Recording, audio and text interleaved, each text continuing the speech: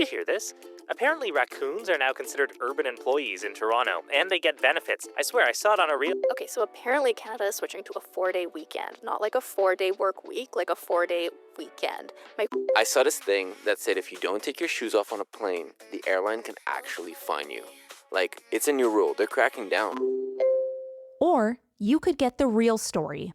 Hi, I'm Karen Ciolin, an award-winning news reporter and host of the Big Story podcast. My team and I break down what's actually happening, from world-shaping events to the everyday stories that spark debate, so you can make sense of it all. We're here to explain what matters and why it matters to you, and give you the context you need for those kitchen table conversations. Trusted, Canadian-focused, curious, news that connects the dots. Listen to the Big Story wherever you get your podcasts.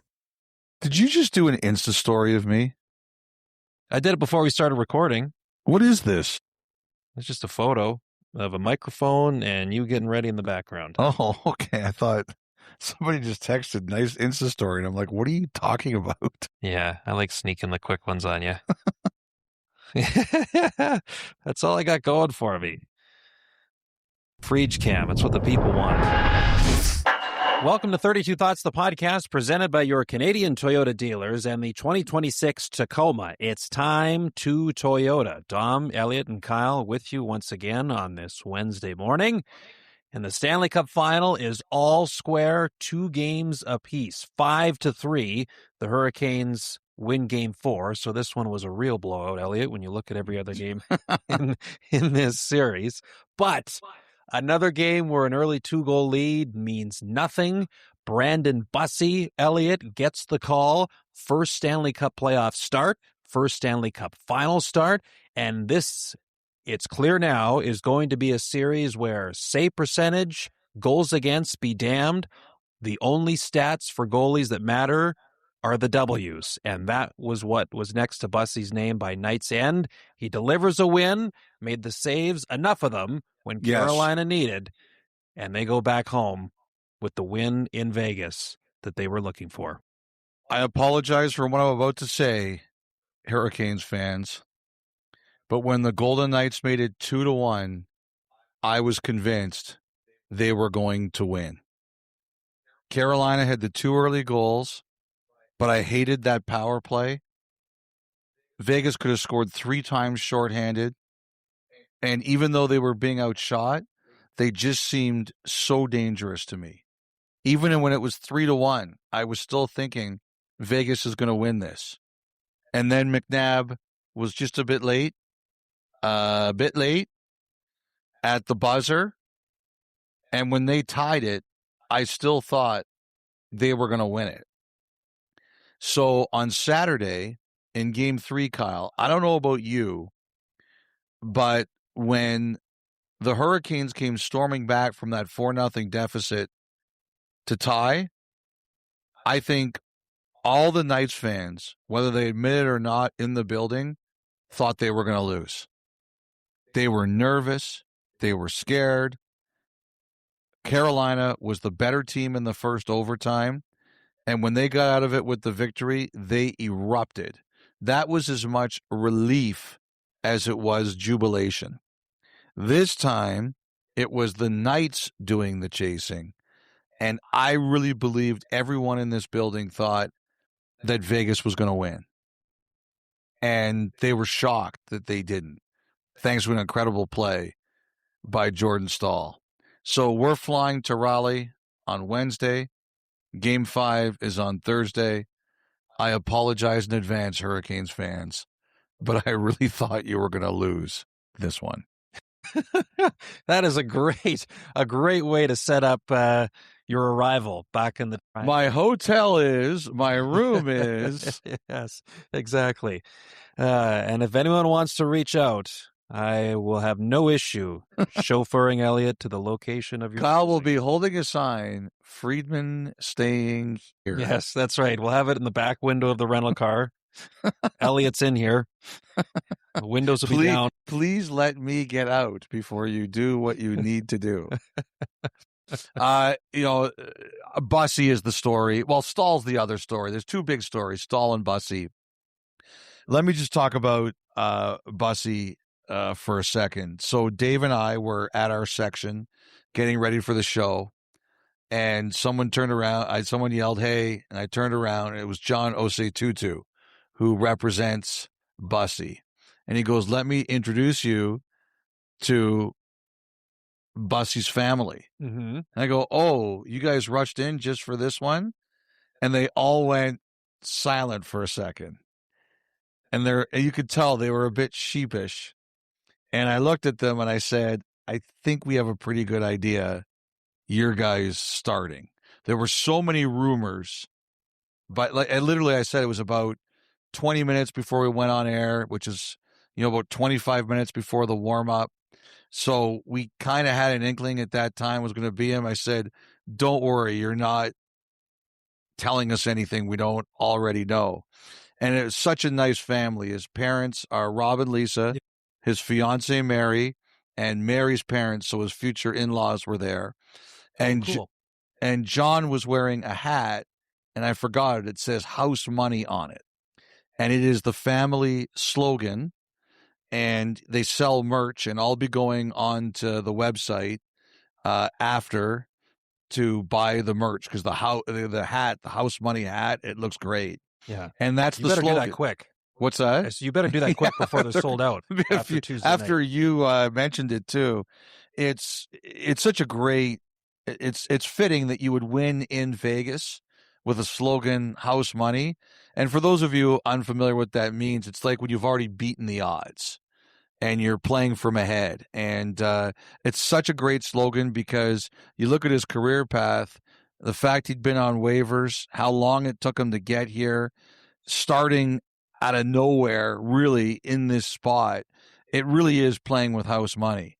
And I thought he made some brilliant saves in this game. He got help from a crossbar here and there, like every goalie does. But, that kind of a situation, when you start in that kind of a situation, it really says a lot about who you are. Because a week ago, we're all talking about Frederik Andersen as a Conn Smythe candidate. And you don't think that a huge game in this series is down 2-1 is going to be on you, unless there's an injury, a severe one. Like you just don't think it's going to be you. So it showed a lot of great mental toughness, and it was a brilliant performance. Like I said, I thought the Hurricanes were reeling for a good chunk of that game. I don't care what the shots were, and Bussy had to be spectacular. Well, I think they talked about it a lot on the panel of how aggressive he can play. Now, that can get you in trouble, but I thought about that one cross-crease pass to Eichel shortly after Jordan Staal had put them back ahead. If he's not the aggressive mentality of pushing out to cut down the angle, because Eichel even got it up. Like it was just like another inch higher, and it was tied again in the third period. Had he just slid across and stayed closer to his goal line, I think that was going in. The fact that he pushed himself outwards was enough to cut down the angle. And he made a few big saves there in the last few minutes, but that felt like the biggest one. I agree. I'm watching Eichel and I'm watching Aho here, by the way, and I'm wondering which one of these guys busts out first. Mm-hmm. Eichel's got a lot of points. He's got a lot of assists, but you can tell like both those guys are a bit snake bit. Anyway, so Bussy to me was the number one story of this game. I have to say before we get to Staal, I had heard rumors that Andersen was not going to dress. Obviously, nobody was going to confirm it, and then we saw Kochetkov come out as the last guy and the backup goalie. And initially we were told it wasn't an injury. And I know there's a lot of conspiracy theories around this kind of thing. When he took quite the contact from Barbashev, and I know there were people who were surprised that the concussion spotter didn't take him off the ice. But Brind'Amour had been adamant, both in the postgame of Game 3 and on the off day on Monday, that he's fine. And so I'll take them at their word. He did go out and skate for a few minutes on Tuesday morning early. There's not really any morning skates for a 5:00 local game for either team, but he wasn't out there a long time. And I know people are wondering, okay, If that's not it, is he being bothered by something else? But Brind'Amour came out and said he needs a rest. And if we're going to give him the rest, we give him the full rest. He doesn't play. And I know some people were kind of mocking that or saying, who does that in Game 4 of a Stanley Cup Final? Or they haven't had a big schedule. They'd only played, 13 games. And even though he played every minute before the final, I would just ask everyone to remember that he's been through a really, really difficult time with Claude Lemieux's passing, and they were extremely close. And if you heard the interview we did before the series that aired before Game 2, where he talked about how Claude Lemieux always fought for him. And sometimes even when Anderson didn't fight for himself, Lemieux fought for him. So I think anybody who's wondering about him taking a day off or a game off just remembers that that's a guy who's been through a lot. Yeah, I appreciate you pointing that out, no question. And Brind'Amour also said in the post game here that they haven't even begun thinking about what the net's going to look like for Game 5 back at home. That's either a Wednesday conversation or a Thursday morning conversation. But he certainly does lead. You got to think that they're gonna tell their goalie Wednesday night who's playing. Yes, right? yes. Imagine showing up at the rink Thursday morning. Oh, I don't even know who's playing. I don't know. Absolutely, I know. That's just what he said, and I'm relaying it. But he definitely does lean on Paul Schoenfelder, the goalie coach, heavily when it comes to this stuff. And with Bussy, I mean, Craig Simpson showed it during the game. You look at his season. Early on in the year, when he first got his taste with the Hurricanes, he went on 11-0-1 run, 9-0 at one point, and late in the year, 6-0-1. So this guy can get on a lengthy streak. Carolina doesn't even need that lengthy of one. They just need 3. They need 2 wins now in the next 3 games is enough for the Hurricanes to become champions. So he has done it and was good enough here in game number 4. And you mentioned the parents. It was a really neat moment. The reaction of them. Yes. When Ehlers hit the empty netter and they could finally kind of take a breather, was really sweet. We showed it to Bussy in the post game. Really neat to see both your parents, Rob and Lisa, your fiance Mary here as well. There's some great reactions, and then as you can imagine in the crowd. So I just wanted to see this. What do you think? Oh, that's pretty special. So they're the reason why I'm able to do what I do right now. Their sacrifice means everything, and they're the best. Just the fact that they're here watching this in person, I mean, what does that mean to you? I mean, flying East Coast to Vegas in one day or this morning is a lot. It means a lot. I can't believe you guys just did that to me on TV. So, it's special, though. That'll be a memory I have forever. But I'll enjoy this one tonight, and then tomorrow we move forward to Game 5. I didn't anticipate he was going to be as emotional as he was. That certainly wasn't why we put it there. I just thought it would be a neat thing for him to see his parents in that moment, knowing how tight the family is. And you mentioned their family mottos on the back of hats, right? Yep. So that was really cool. Jordan Staal, Elliotte, 37 years old. And it's been a long, long time since anybody has scored in each of the first 4 games of a Stanley Cup final. He has done that. And that game winner here on Tuesday night, that one replay of it is going to, I think, live on in the history of Carolina Hurricanes lore. That was such a great replay. And also the one from behind the net, the slow-mo of the puck going in, was such a great replay. It was great television. So I'm going to ruin this. I'm going to ask Rod Brind'Amour a question on Thursday morning at the media conference. Okay. If 2006 Rod Brind'Amour lined up against 2026 Jordan Staal, what would happen? Because they both have to be about the same age at the time, right? Yeah, Rod was months away from turning 36. So he's a little bit younger than Jordan at the time. Okay. So they're close. Yeah.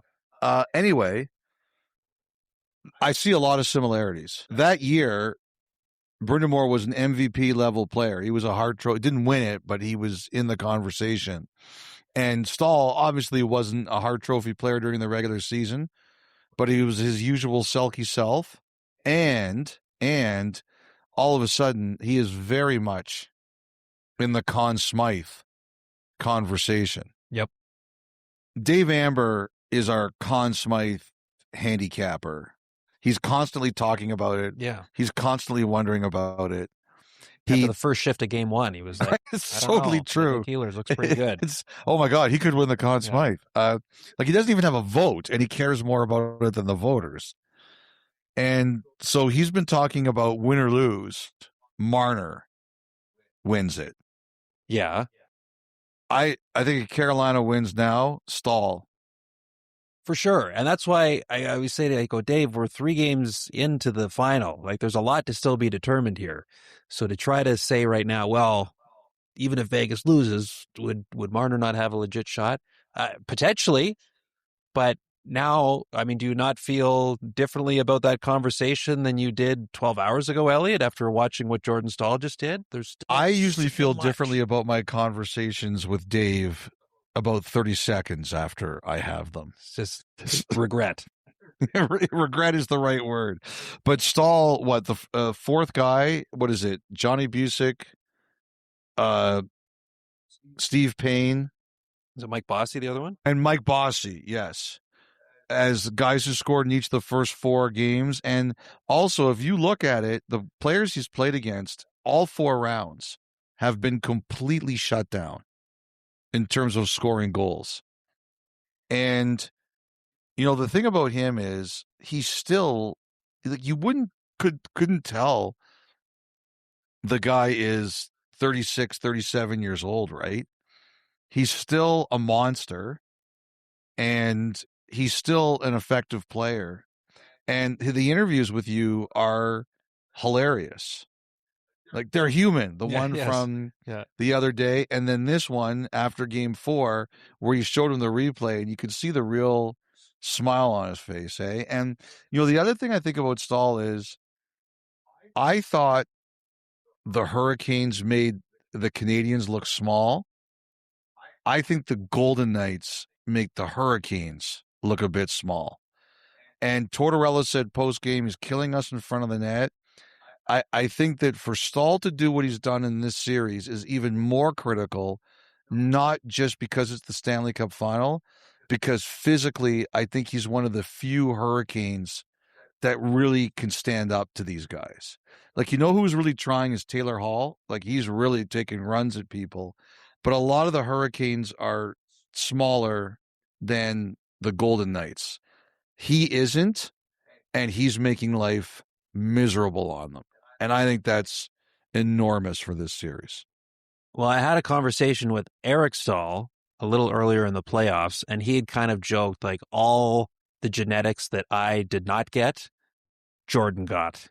What genetics did Eric not get? Well, he said all the physical ones. And he goes, just like the way he's built, like just a way Eric's stronger, leaner. heavier Eric's guy leaner than Eric was when he played. Of course, both effective in their own right. But and Jordan Martinook even said, and he's been his teammate since 2018. He said of all the years, he goes, this is from a complete totality of all the different areas that he can impact the game. He goes, this is the best I've seen him, and he's felt that way really all season, and then certainly through the playoffs. This isn't a sudden realization. He's been really, really effective.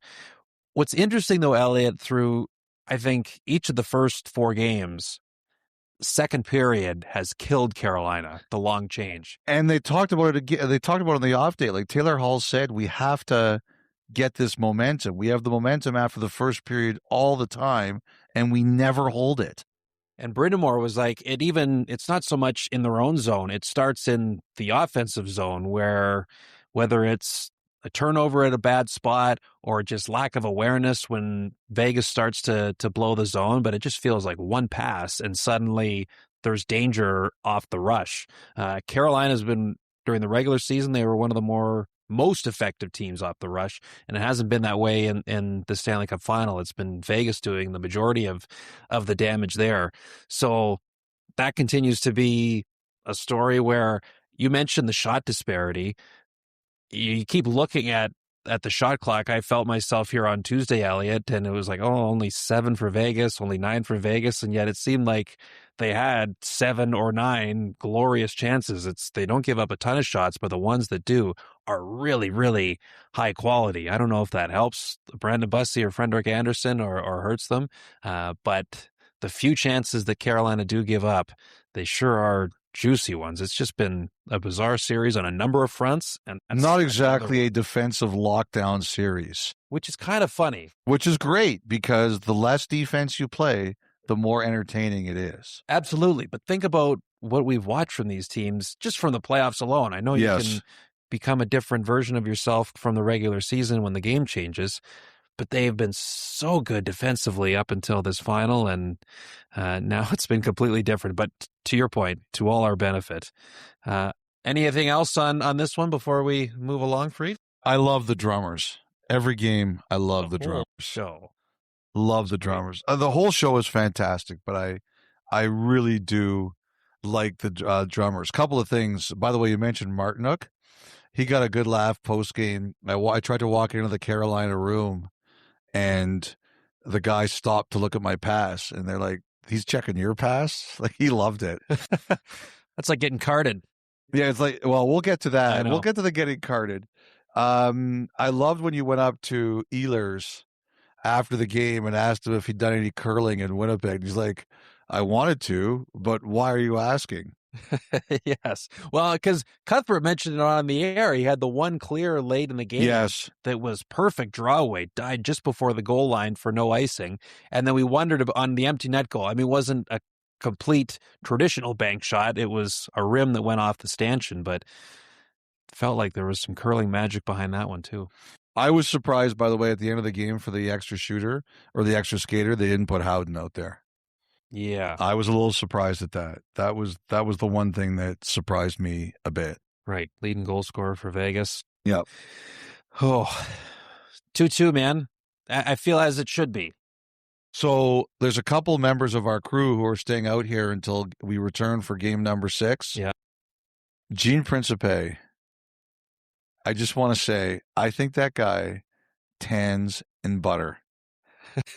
I know. 8 in the morning is when our pool opens, and he wasn't out. He went out to Vegas practice or availability on Tuesday. I don't want people to think that Gene doesn't work. Like, Vegas had an early availability out at their practice facility, and he was there. But other than that, he's the first guy at the pool. He's like, the door opens up to the pool, and Gene is falling into it. he and I'm absolutely convinced he tans in butter. We're going to get back here Friday afternoon. Yeah. I just wonder, is that going to be a situation where, where at the hotel where you put the bread on the conveyor belt to run it through the toaster, and you've got it cranked just a little too high, and it's a little more done than you would like? Is that going to be Gene when we get back here? Like, just a little too much time in the toaster. But he's tanned so beautifully, I feel. He could be out there for It's weeks. Incredible. I'm so jealous of it. You have no idea. That's all it is. It's jealousy on our part. It's pure jealousy. Yeah. I thought I spent a good chunk of time in the sun on, when would that have been? Sunday, when we didn't have much to do, and you wouldn't know it. Color hasn't changed in the least. Sorry, I'm completely distracted. I'm on the House Money website. So yeah, you got to put the order in. Do they still have any in stock? BuddyHockey.com. Yeah. Yes, they do. I'm buying a hat. I'm going to buy something else. Now, so the proceeds go to autism awareness because they have a member of their family who's on the spectrum. So I'm adding to that too. Nicely done. Okay. Few other things to get to in what's been a busy time around the league, separate from everything going on here at the Stanley Cup Final, Elliotte. And we will begin with what's been percolating in Edmonton and the idea of Mike Babcock becoming the next head coach of the Oilers. You even put up a report. It's on sportsnet.ca. It was posted during Game 4 that the NHLPA has requested the league to investigate what all happened when Babcock was hired in Columbus and then stepped down even before training camp had begun in earnest. There's a lot of layers to this, and naturally when his name comes up, there's a lot of reaction from all sorts of corners here, Friedge.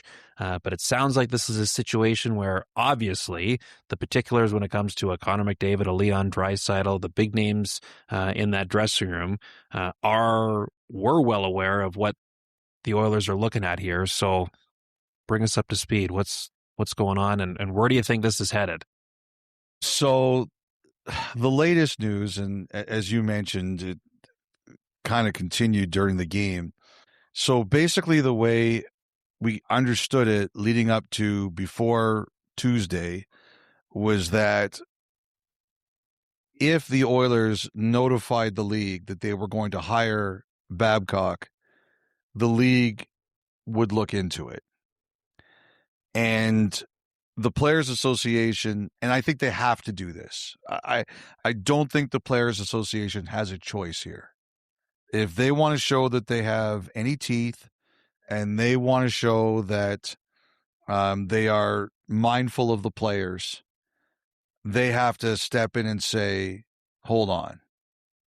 And I was told, and I didn't realize this, but I was told that at issue, and the reason the Players Association is adamant about this, is that when Babcock resigned in Columbus, the NHL was about to do an investigation into everything that happened there, and Babcock just resigned. He just said, look, it's not worth it. Whatever his rationale was, he resigned. And so the league just said there's no point in having an investigation. I think everybody felt at that time Babcock was going to retire and we weren't going to see him in a head coaching role again. Well, now that this has come up, the Players Association has said, hold on a second. There was supposed to be an investigation that never happened because Babcock resigned. Now we want it to happen. He shouldn't be able to come back without that investigation. And I don't necessarily think it would stop the Oilers from being able to hire him, but I do believe the league will grant this. I don't think they're really happy this is happening during the Stanley Cup Final, but I do think they'll grant it at some point. I don't know when. And, I just can't see the Oilers moving forward with the hiring if they know this is coming. I think the Oilers know now that if they really are going to hire Babcock, they're going to do it in the face of an investigation. So how do they feel?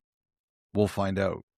And where do you think the genesis of the interest from the Oilers standpoint all started?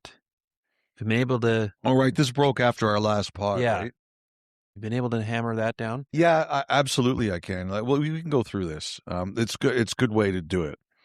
So Darren Dreger was the first to report it.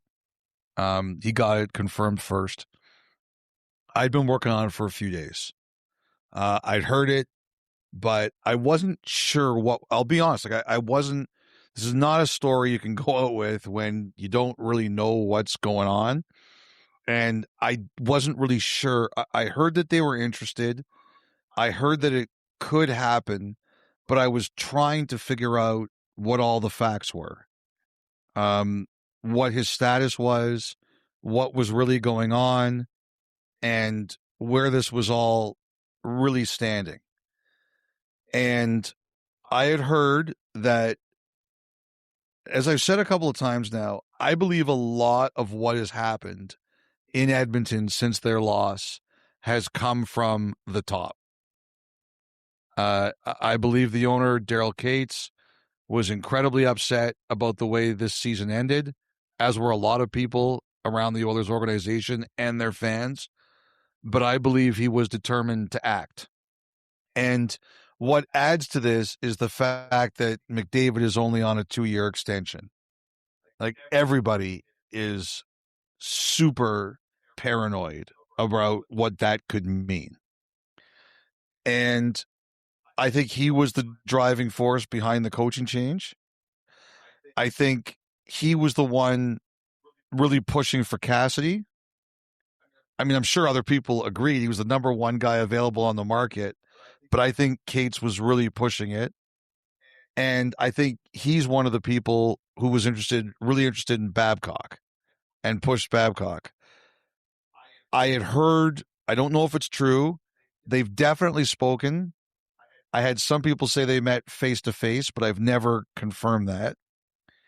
And what's also been confirmed now that I'd heard was that Babcock had met with some of the players. Like I think like Draisaitl's overseas, so one of the things I was unsure about is had he met with Draisaitl or just Zoomed with Draisaitl? Like I was trying to knock down all these details. I'd heard he'd gone golfing with a couple of the players. I again, like there was so much out there, but there's no question in my mind that while the players had to be consulted, the leadership group, about the hire, it wasn't their choice. But if they would have been uncomfortable, the leadership group, I think they could have blocked it. And I think the players have talked to all of these potential coaches. Like one of the things that's clear here, and again, I've said this a million times, I have no desire to kick Knobloch while he's down. And whoever takes over is going to have a really high bar to beat what Knobloch did. Take them to within 3 wins of the Stanley Cup over 2 years. But one of the things I had heard was that this year, they just felt like even the best players felt they needed to be put back in their place sometimes. That maybe they had too much say, too much control, and they needed somebody who was going to say, no, you guys are great players, but I'm the boss, and I'll make the decisions. And Cassidy, for example, is not a guy who's afraid to do that.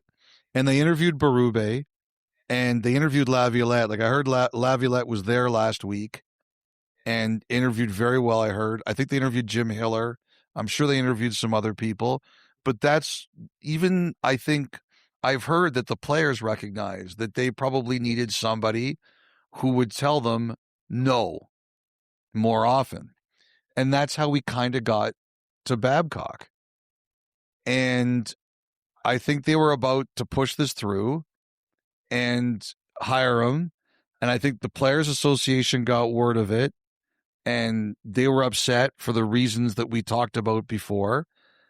And then it gets out, and all of a sudden, I think initially the Oilers were like, we're still doing this unless we get told we can't.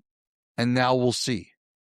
I mean, I don't know. I don't know where this is going to go as we record this on Tuesday night. I really don't know what the outcome is going to be. But I can tell you, in addition to what the Players Association said was, hold on, if there was going to be an investigation, there should still be an investigation.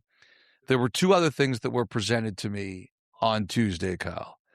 Number one is, I think some people spoke up on behalf of some of the other players who weren't on the leadership group or who didn't meet with Babcock. I think that there were some people who were concerned, some of the younger veterans or prospects. And I think somebody also said, I heard there was someone who spoke up. I don't know if they spoke up to the PA or who he spoke to, but, you know, like they would say, hey, like, what if my player gets traded to Edmonton? Am I going to want this for my player? Or is it going to be harder for Edmonton to get players to go there, even with the talent they have, because those players didn't have the chance to meet with Babcock beforehand? And I think that's another reason that the challenge started to grow. And it just makes me wonder, again, we'll see what happens with this investigation, if it's granted, and what ultimately comes of it. But however you feel about this, you knew there was going to be some kind of blowback, and you knew there were still some loose ends over how it all ended in Columbus, Elliotte. So you just can't help but wonder from the Oilers' perspective, even if you think there are qualities to how he coaches versus the situation you are in and seeing the possibility for the right fit, is it worth the headache and the consternation and everything that potentially could still come here, depending on how this all goes and what the PA is requesting? I think it just shows you how important it is for them to win. Because I don't think for a second that now suddenly the Oilers are caught off guard going, oh, investigation. We didn't see this possibility coming. No, but the thing is, I don't know if I would say they didn't know that there would be this blowback. But I think sometimes out there, people, I don't know, maybe they think it'll blow over or maybe like, I don't know if there's anything there in Columbus that we don't know about yet, but maybe you're told something and then you find out later there's something else. I don't know. I don't know what the answer is. Or maybe you think that other teams bring in people that have had a past so you can too. Or maybe you think this time it'll be different. Like I think it comes down to me, it just shows that, look, Edmonton just came off 2 newer coaches, Jay Woodcroft. And let me just say, I'm surprised that Jay Woodcroft may not get a head job out of this cycle. I'm really surprised at that. And then they did Chris Knobloch. So now they did 2 in a row. And you know what they're going to do now? They've clearly decided they're going in the opposite direction. I think people find reasons, especially when you're like, we got to win, and we think this is the guy. You find reasons to do it instead of not to do it. I'll say this, like, I was going through a really tough point in my life, and the 2 people who gave me the best advice to help drag me out of it were Daryl Sutter and Mike Babcock. And, but that doesn't mean I don't recognize that other people have their own experiences, which are different. I will never mitigate anybody else's feelings. And I just think that what's happened here is you're so determined to win that that consumes you. And I hope everybody involved here is really considering all angles. And there's like, everybody here should be saying, is there anything we're missing? We already have all these stories. Is there anything we're missing? I think it does speak volumes, the fact that, the leadership group at Edmonton has by and large given their blessing. The fact that you've got a link in Zach Hyman, who of course played for Babcock. Became an NHL player under Mike Babcock, and now has a big role with the Oilers. So I do believe that speaks volumes. But as you know, it doesn't speak for everybody. You're right. In this case. So you're right. It's good. Okay. Anything else here? Yeah. Okay. The other thing I want to talk about here is, and this is something that I thought of was another reason I was waiting to write the story before Darren beat me to it, is that the question I was asking is, what's with the timing? Because so before game 1 of the Stanley Cup Final, Bill Daly was asked about Cassidy, and he said Vegas is within their right to do it. But they said, look, they don't want to be distracted while they're playing. Let's see what happens when they're done. Now, I took that to mean the league will back Vegas saying no, but they left the window open slightly in case Vegas changed their mind. Other people have taken that to mean the league thinks Vegas is going to change their mind. I don't know. I'm just saying that everybody, it's funny, like 2 or 3 people, 10 people hear the same answer and they interpret it 6 different ways. So when this got out, I said to myself, why are they doing this now? Why don't they just wait? If they want to hire Babcock, then just say, okay, Mike, you're in a holding pattern. Let's just make sure we can't get Cassidy. Why wouldn't you wait? And I spent a lot of time working on that. And I think that Edmonton believes they won't get permission. Now, maybe there's a 1% chance, a 5% chance that it turns out to be wrong. So while we've been here, I had someone say to me, and I think this is someone who would know, they said to me that Vegas blames the Oilers for this getting out. Look, I don't think it benefited the Oilers to get out the way it did with Cassidy. I was actually surprised to hear that Vegas thought that way, because I was like, how do the Oilers benefit from that getting out? But Vegas thinks it was from them, and it may not have even been Edmonton's hockey operations. And I suspect it wasn't, but Vegas still is annoyed at the Oilers over it. That's what someone here has told me. And so it's like, people think about Vegas as this kind of group that doesn't care what anyone says about them. Let's just say that's not 100% true. And there are some people who are very sensitive. And I think that they're mad about it. And so almost out of spite in a way. You think this is inconvenient? I think there's, like a couple people said to it. So I ran that off a couple people, and they said to me they think that's true. So we'll see again if they change their minds. But I also think that I'll say this too. The feeling here in Vegas is that, and obviously there aren't Edmonton people here, but there's a lot of other people around who are pretty connected, is that the Oilers don't think they're going to be able to get them.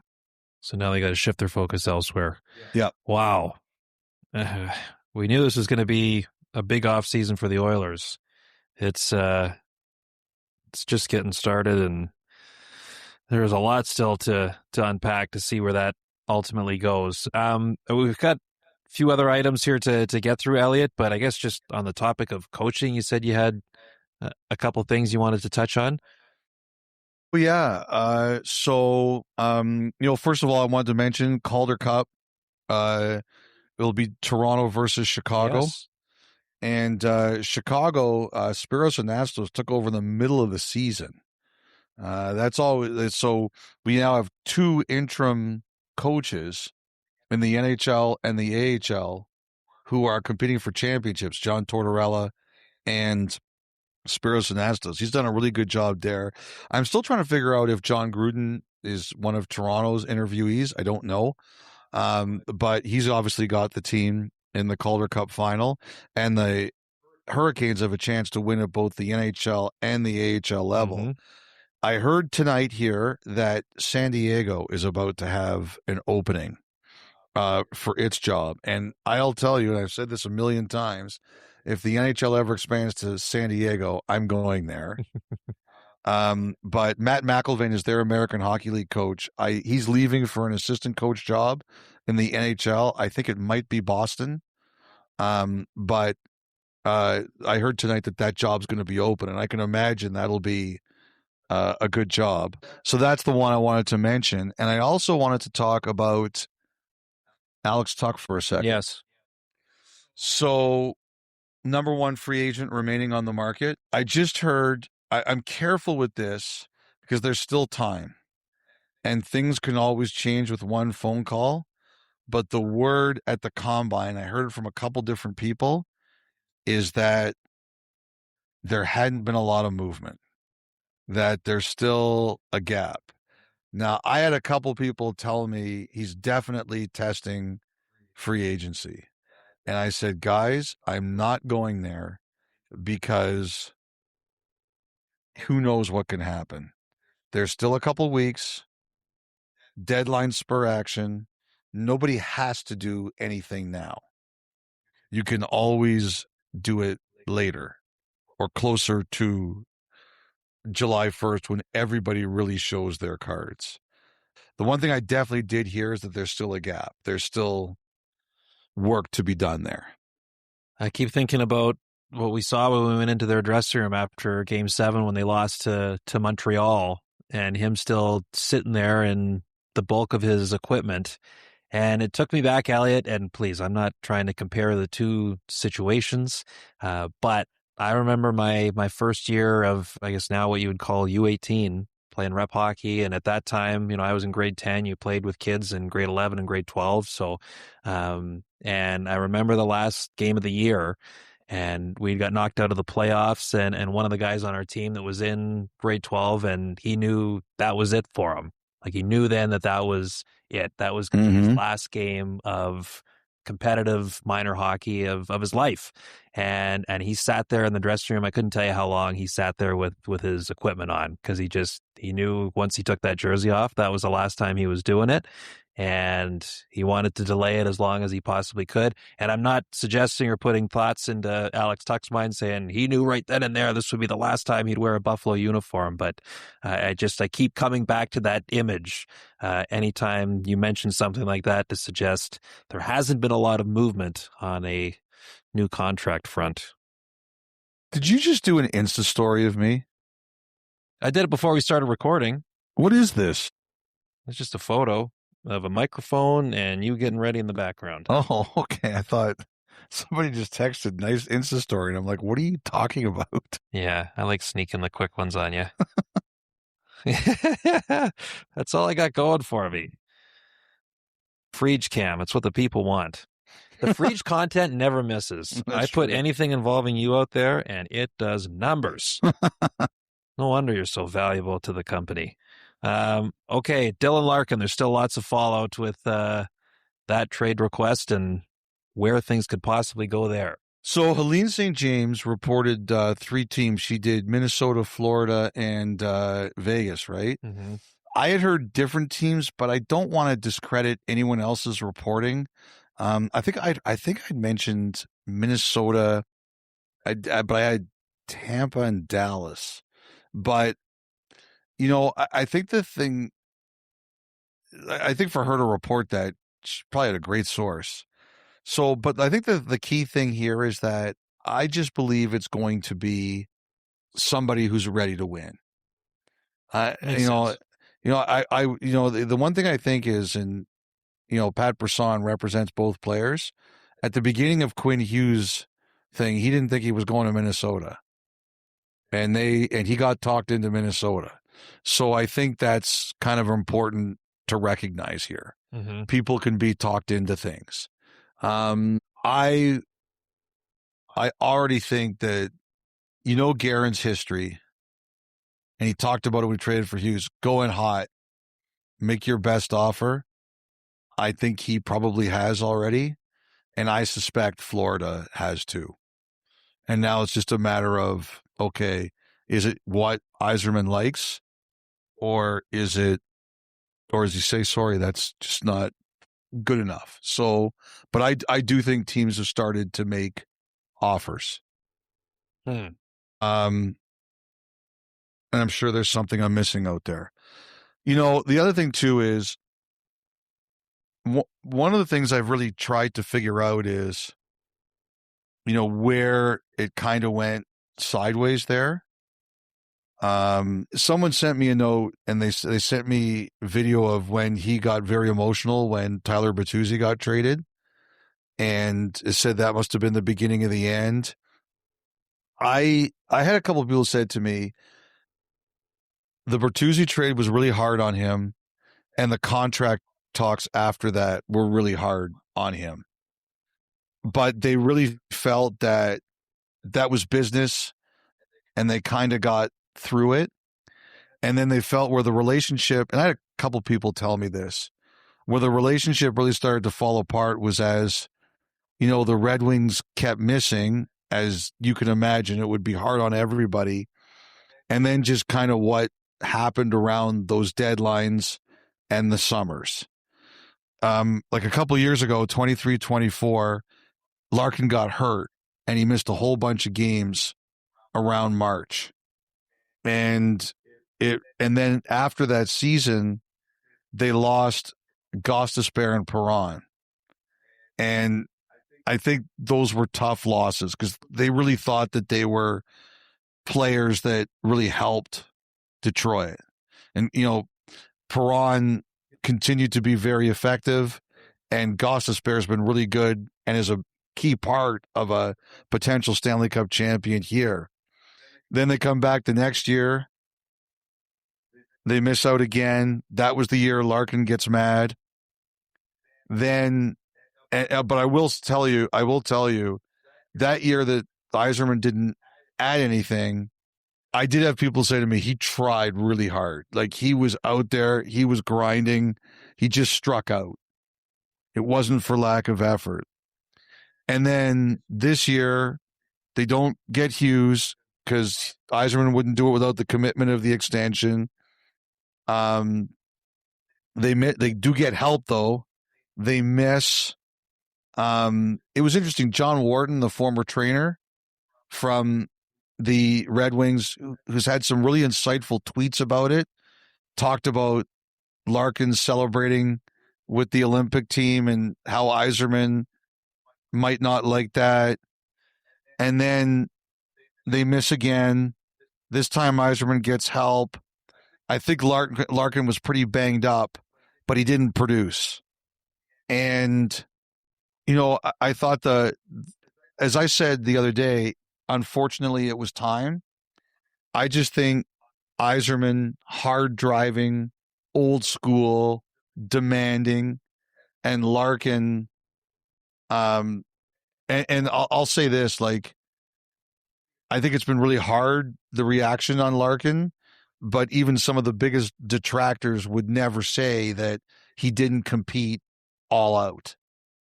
And, for whatever reason, I think they just kind of lost faith in each other a little bit. And, it's interesting. Like, there was a report they haven't spoken in a while. I can't confirm that, but I had heard something along those lines that for captain and general manager, there wasn't a lot there. And I just think that, Nick Kypreos once said to me one thing I always remember: losing sucks. And I think it just drove the wedge into this relationship. Right. Because we've talked about it at length, 3 years in a row, 4 years in a row. Yeah, it's kind of been the right same there. team. Right there. In one way or another. Yeah. And absolutely, that can wear on everybody. It's funny, like, Kyle, there was something else I said in my NHL Network hit where I was kind of I was there with Catherine Tappan, Mike Johnson, and Jason Demers that day. But it's kind of like that U.S. national team group chat, right? There's a lot going on out of there. Yes, that's right. The ripple effect. Yeah. One of the more impactful group chats to ever exist. You mentioned Minnesota earlier. Speaking of them, Mike McCarron, you anticipated there was a path to getting him re-signed with the Wild, and it in fact happens. A beauty of a contract, 6 years, $3.3 million per. Yeah, some people didn't like this contract. My guess is, so I heard from another GM that before Nashville traded him, their last offer was nowhere close to this. They were not willing to do this. And McCarron bet on himself and where the cap was going. And I actually think he took less AAV. And Minnesota was willing to give him more term to keep the cap hit down so that they could do other things. I think McCarron, and the other thing too is Minnesota, for them, if I'm right and Hughes is going to extend for 3 years, this is about the next 3 years and that's it. This is about Minnesota trying to win in the next 3 years. And maybe, let's say they get Larkin or whatever, or they get somebody else. Maybe they extend the window. But right now, the time is now for Minnesota. So, people are saying, oh my God, you're going to hate that contract in 4 or 5 years. I'm like, who cares? Like, this is a win now contract. And you'll take McCarron now at I think you're going to take McCarron now at 3.3. You'll take it for the next 3 years to win you a cup. I understand what he's doing. They're in their window. You go for it. I get it. And it's the way we're seeing more and more examples of contracts. At least they kind of wink at what Bill Guerin has done here with McCarron, right? Like, I'm not even talking about the Marchand deals of the world, but those types of players where you see a fit there, you've got to get it to a certain number in totality to get it done, and spreading it out over a few extra years, it's the price teams are willing to pay, especially those in a situation like Minnesota. Okay, well, with that, let's get to the final thought, which is brought to you by your Canadian Toyota dealers. And Elliotte, we had a handful of the top prospects that will be showcased at the NHL draft later this month.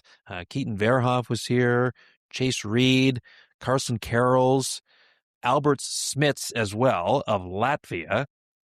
Caleb Malhotra, of course, that Caleb and Keaton on with Ron and Kevin in the pregame show was really good. Neat to hear from both of them. But then you and Dave had Alberts on. He was the recipient this year of the E.J. Maguire Award of Excellence. Had a heck of a year. I thought was terrific with Latvia in the Olympics for a kid that was barely 18 years old and now just getting ready for the NHL draft.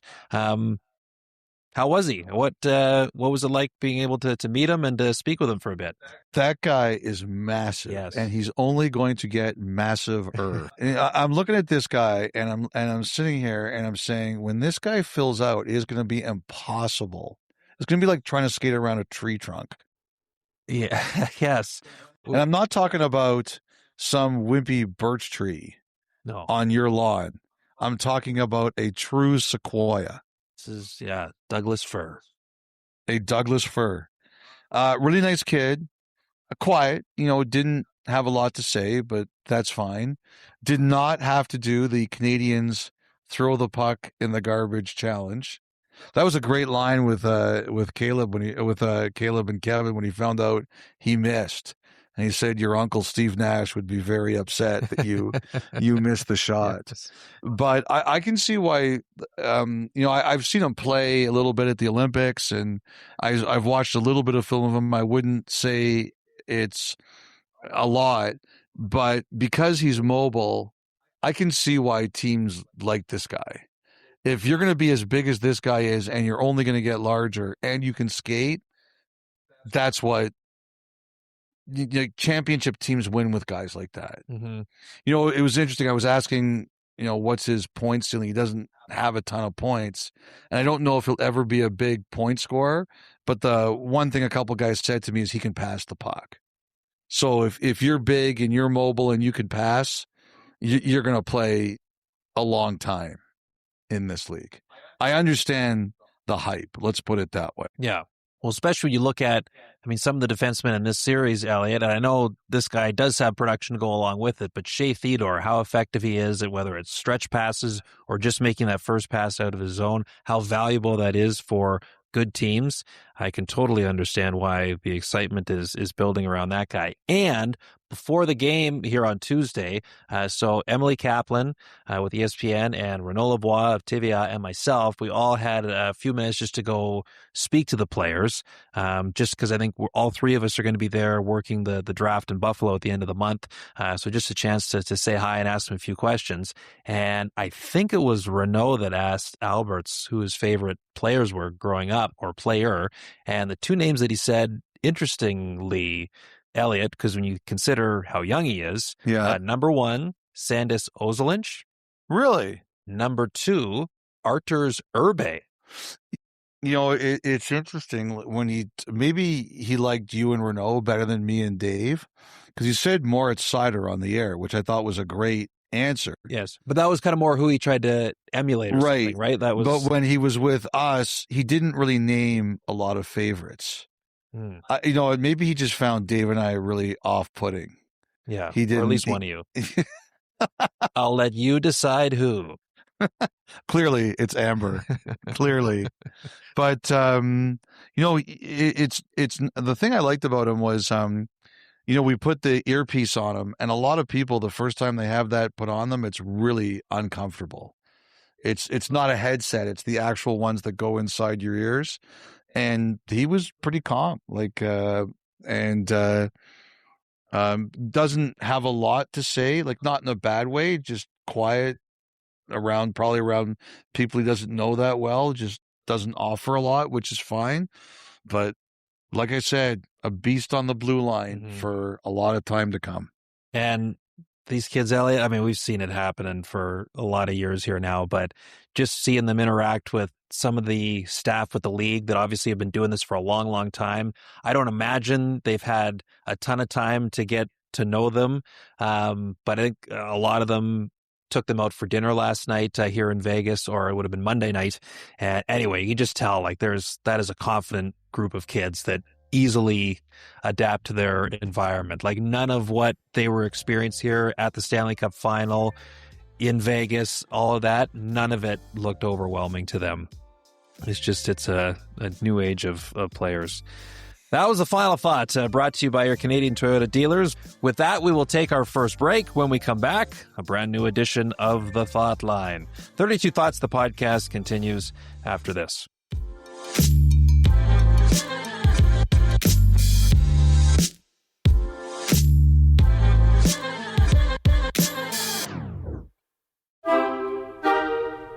All right, welcome back. Time now for the Thought Line, presented by BetMGM. Make it legendary. And Elliotte, I can only imagine with 2 full days off in the city of Las Vegas, all the different corners of the strip that you found yourself in, and who you could have possibly met along the way.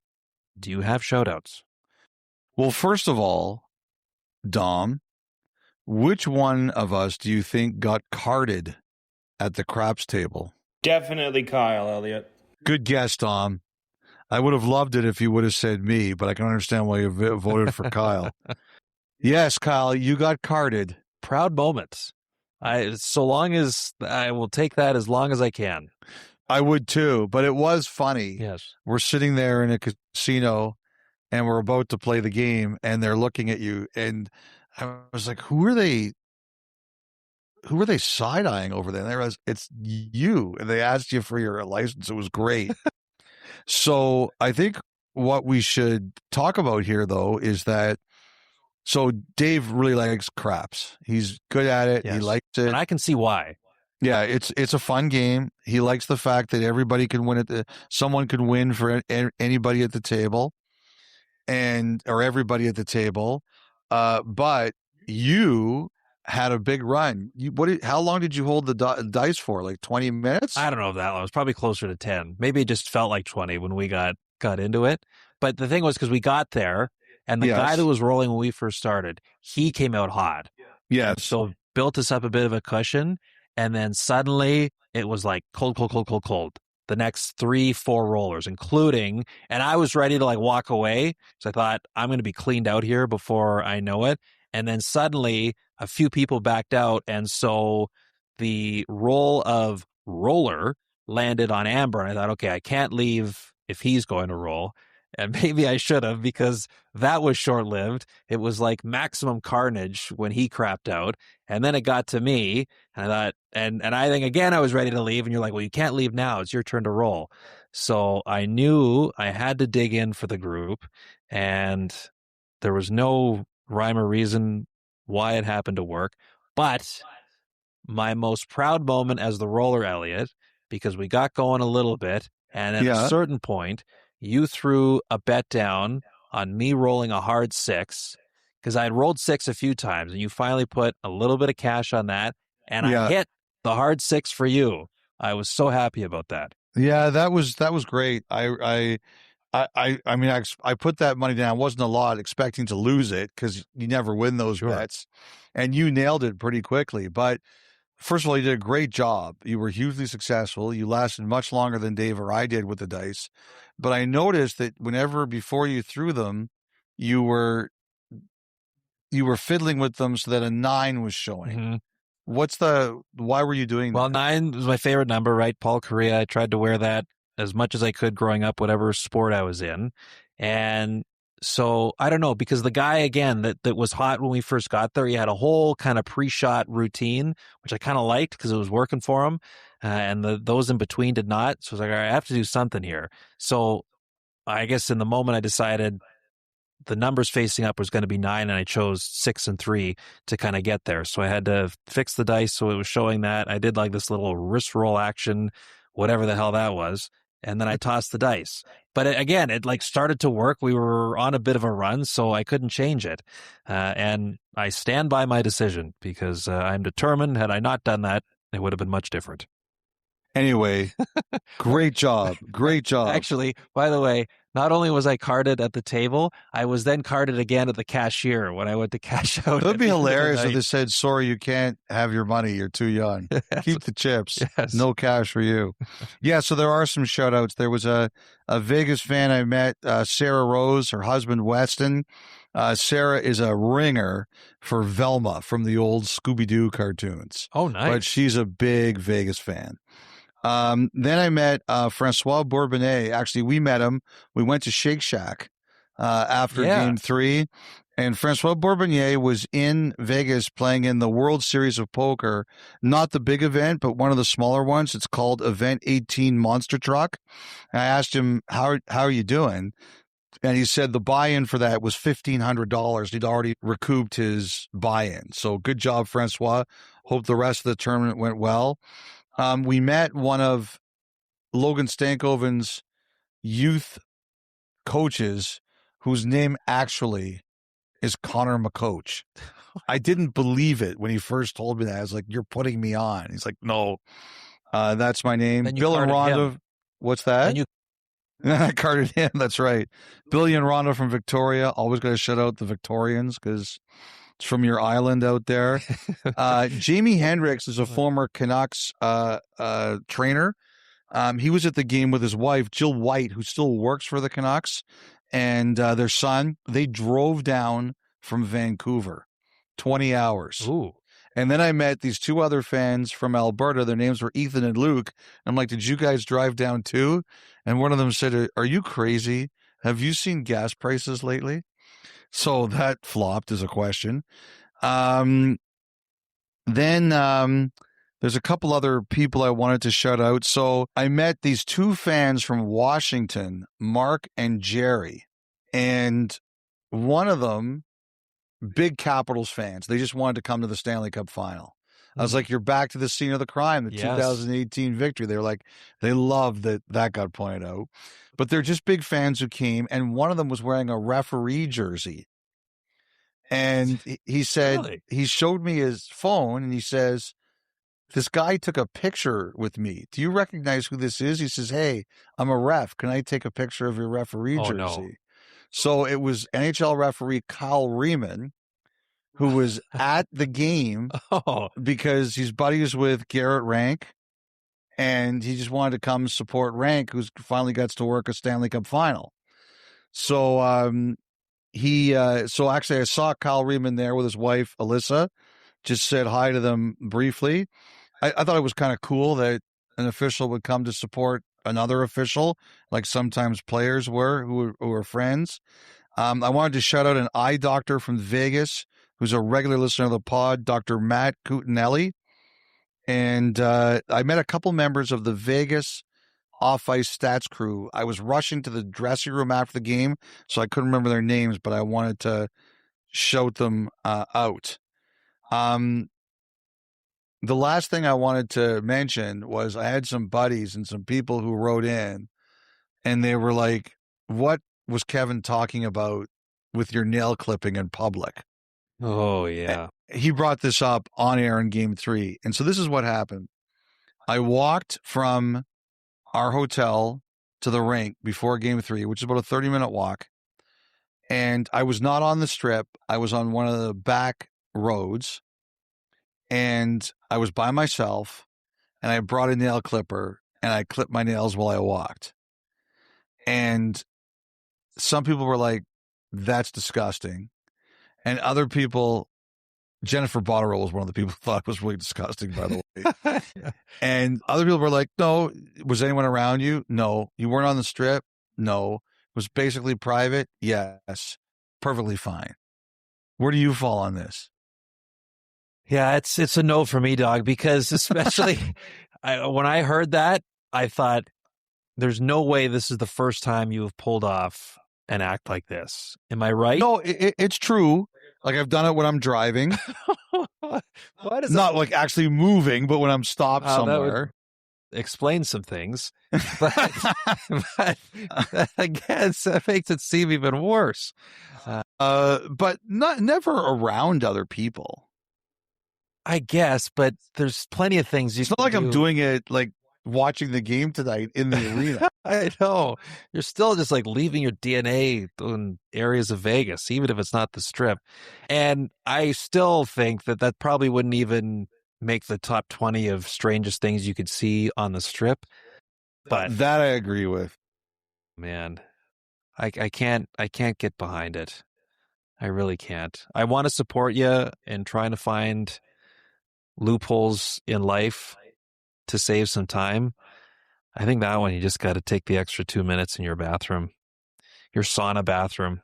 Ugh, people are so soft. Yeah, this guy walking on the sidewalk, clipping his toenails or his fingernails, going, I can't believe how soft people are. That is such a visual. No one even saw me do it. I know, but I think there's a lot of things in life where even if people didn't see it, doesn't make it right. And I'm kind of put this one in that category. Slightly. Oh, my guy.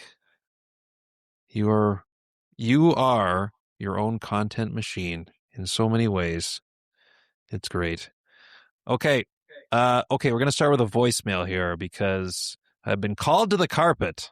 This is Bruce from Henderson, Nevada. So there you go, Elliotte. Tells you how much I know about this brand of chip. I had no idea. It was capitalized. The UT and the Z, or the Z, was capitalized in the note. So I thought he just read the letters, but turns out it's Utz. And now I feel like a putz. So I have to do Utz, and I still have to do the Big Turk. I have to find a Big Turk. Yeah, that's right. I'm on a food hunt. Yes, when we get to Raleigh, Big Turk and Utz. By the way, there was somebody, I think, in the crowd at Game 3 who also told me that Utz can be bought here. Oh, yeah. Yes. Okay, so I guess the maybe question, not, as you said, the flavor. Yes, that may be the ultimate decider, or what makes getting them in Raleigh unique was the barbecue flavor. Okay, this edition of the Thought Line, Elliotte, I call it This Is Your Life.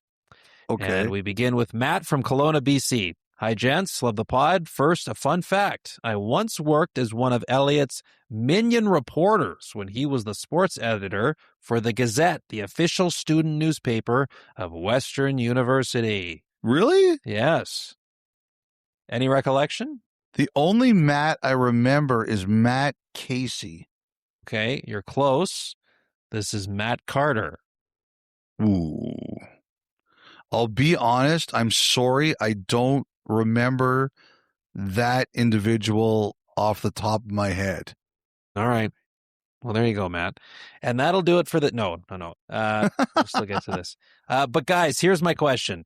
How do NHL teams account for bonus-laden contracts to ensure their team is still cap compliant? What made me think of this was Evgeny Malkin's recent contract extension. He signed a 5.5 AAV one-year deal, right? 2 questions. Why is it structured as 2.5 base salary and $3 million in bonuses? And how are the additional performance bonuses calculated? For example, if a team was against the cap, could they ever be in danger of going over because a number of their players earn performance bonuses? Thanks again for the pod. 32 Thoughts is a must-listen for me on the long drives through the interior of British Columbia. And thanks for not firing me in 1991, Elliotte. Pretty sure I was an awful writer. I will say this, you're probably nowhere near as bad as you think, Matt, and there were some people who were definitely worse, one of whom is the co-host of this podcast. So thank you for listening, Matt. Always good to touch base with somebody from my past. So there's three types of players that get bonuses. Number one, entry level, guys signing their first deal. Number two is players over 35. You can sign a bonus contract. And number three is players who've missed a lot of games due to injuries. If you've really been hammered by injuries, you're allowed to sign bonus-laden contracts. So the simplest way to say it is, let's just say, for example, I'm signing, Kyle is bonus eligible, and I'm signing him to a contract, and he wants $2 million as the base. Without any bonuses, he wants $2 million. If I only have $1.5 million in cap space available, I can't give him that. I can't do that. Your base salary always has to be cap compliant. So if I have $1.5 million available, I can give Kyle $1 million. I can give him as close to $1.5 million as I want. But I cannot give him a base salary that puts me over the cap. Bonuses are different. If you're one of those three groups of players that are eligible for bonuses, then you can go two ways. Either you have them all the bonuses that are reached fit under your cap, or if you can't fit them in 1 year, you can put them on your cap the next year. The problem is whatever your overage is gets taken off of next year's cap. So for example, let's just say this year you had bonuses and you were $3 million over the cap. Next year, you lose $3 million off the top of your cap. You can spend $3 million less. So that's the way it works. Your base salary always has to be cap compliant, but if your bonuses take you over, you can put it towards the next year. Pittsburgh with Malkin, they have a ton of cap rooms. They really don't have to worry about this a lot, but if all of a sudden they do some blockbusters or they give some big contracts, on the off chance they have trouble next year, they can put it on their cap the year after. That's how it works. Excellent. Up next, this is from Jeff, either Biderman or Biederman. Did you say I know this person? Well, we're going to get to that. But if it's the person I know, and I think I know who, if it's the Jeff I know, it's Biederman. All right, there we go. Yeah. Dear Elliotte and the hangers-on. Just kidding. Love everyone on the show. But as a proud member of the venerable Mr. Friedman's demographic, I do think it's time we 50-somethings got a little respect. If not from the Raccoons, then at least from fans desperately hoping to hear their names said on your podcast. Certainly not me, Jeff Biederman, but I digress. I'm sure I'm only the 97th person to flag this egregious error, but it was Eugene Levy who hosted the classic SCTV Half-Wits sketch. Okay, so first of all, Jeff and Kyle, thank you for putting this in, because I got a bunch of notes about that and I forgot to mark it down. I screwed that up. And there were a number of people who actually sent me the links to the YouTubes, and I realized right away, to my horror, that Eugene Levy was the host and Joe Flaherty was one of the contestants. I must have gotten confused when they did the news, SCTV News. Oh, yes. Joe Flaherty was the serious newscaster, and so I must have just screwed it up. I got it mixed up. But yes, as several of you pointed out my egregious mistake. Carded guy had it right. What were the odds of that? Okay, so Jeff continues, question for the pod, and I want honest answers only. I assume one day we'll reach the point where fans can get a direct feed of the behind-the-scenes conversation between the crew and the broadcast team. Until then, I need to know when a playoff game that seems headed for a decisive 4-0 finish somehow lurches into overtime, how many, quote, are you bleepin' kidding me, moments are thrown around. Is it pure production panic, prep mode, where everyone is figuring out what to say, who to interview, and how to fill the time? Or is there genuine chagrin that your I'm going to be in bed my midnight plan has been delayed indefinitely? You can tell me. We shared a camp cabin In August 1981, the summer of Bolo Bats. That kind of bond means something. Love the pod. Keep making Camp Timberlane and YMCI proud. So YMCI is York Mills Collegiate. That's where I went to high school. I do remember, Jeff, we were in the same cabin at Camp Timberlane. And I should shout out another friend, Corey Mandel, who bought Camp Timberlane and has made it an even bigger success than it was. He and his son went to go see the Canadiens twice in the Buffalo series. I think they went to Game 6 in Montreal, and they went to Game 7 in Buffalo and saw the victory. I should shout out Sportsnet editor Mike Corrine, who's a huge Sabres fan, who drove down to that Game 7. I'm sorry, Mike. I know how hard that was. Anyway, so that's funny. I remember Jeff very well. Corey didn't ever mention what his son's name was, so I can't shut him out, but they're big Canadiens fans who went to those two games. So the honest answer, Jeff, is that for that game, the Game 3 that was 4-0, 4-4, and then double overtime, nobody's complaining about that. Nobody. That's a great game. You love to be part of them. As we talked about on the pod, when our careers are over, we'll say, boy, we were there for that night, and it was incredible. I mean, also, like, if you're not enjoying being at that game, then just leave and give someone else the opportunity to work it. You shouldn't be there.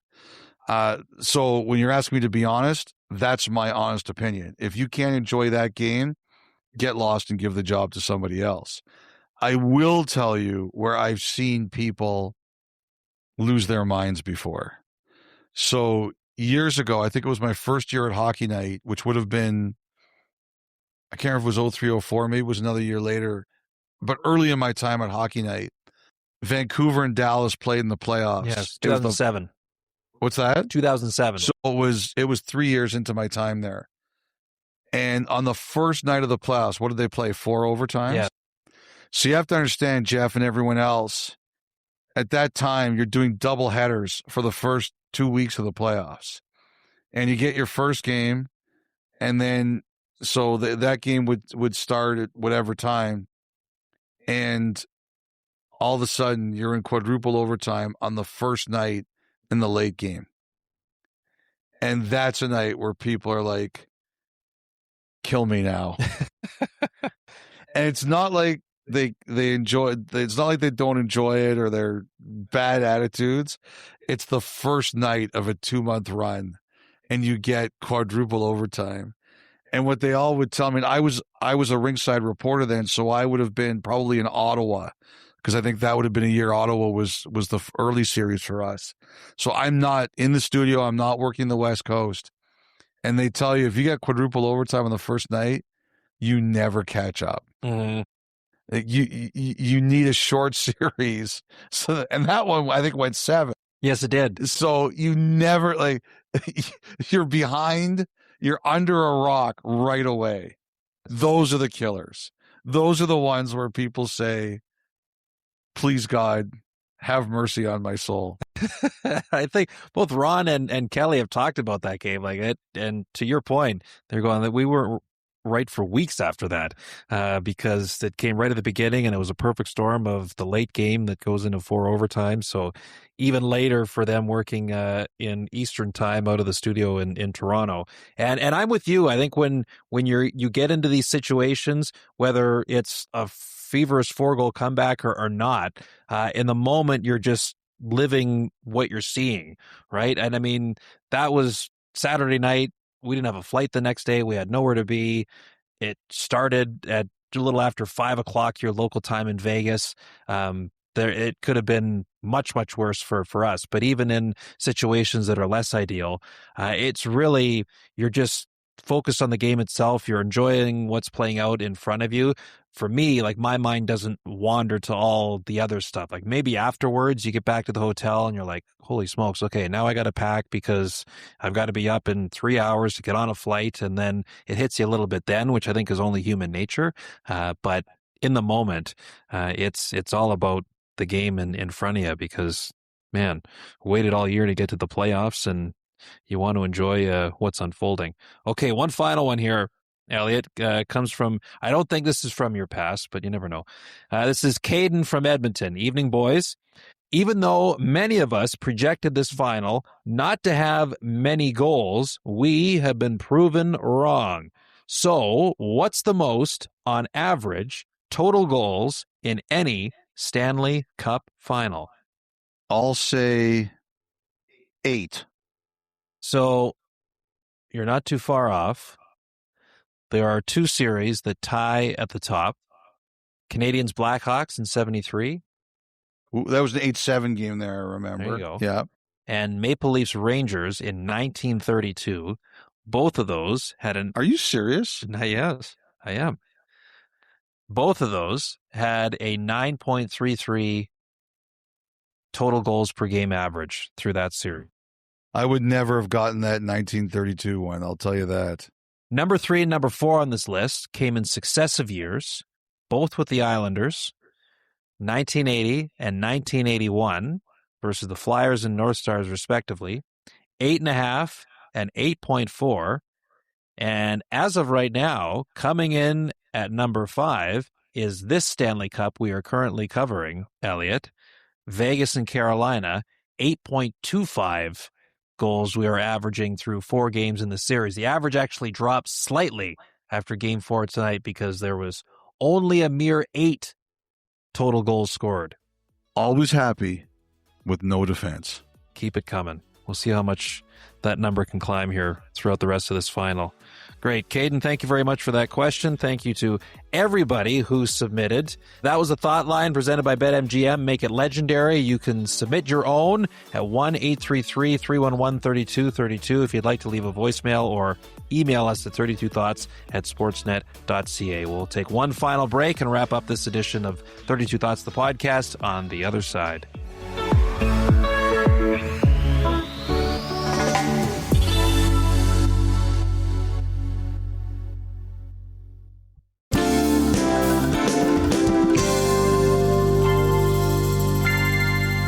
So that is going to do it for this edition of 32 Thoughts, the podcast. Thank you so much for listening. Now we will be spending today hustling back to Raleigh, North Carolina, with only one day in between Game 4 and Game 5. Said Game 5 goes Thursday night. Hockey Central pregame show will be on the air, 7:30 Eastern Time, 4:30 Pacific from the Lenovo Center. Puck drop a little after 8 Eastern, 5 Pacific on CBC and Sportsnet. The Stanley Cup Final, all tied at 2 games apiece. It is down to a best of 3. Have a great couple of days. We will speak to you post Game 5 on Friday morning.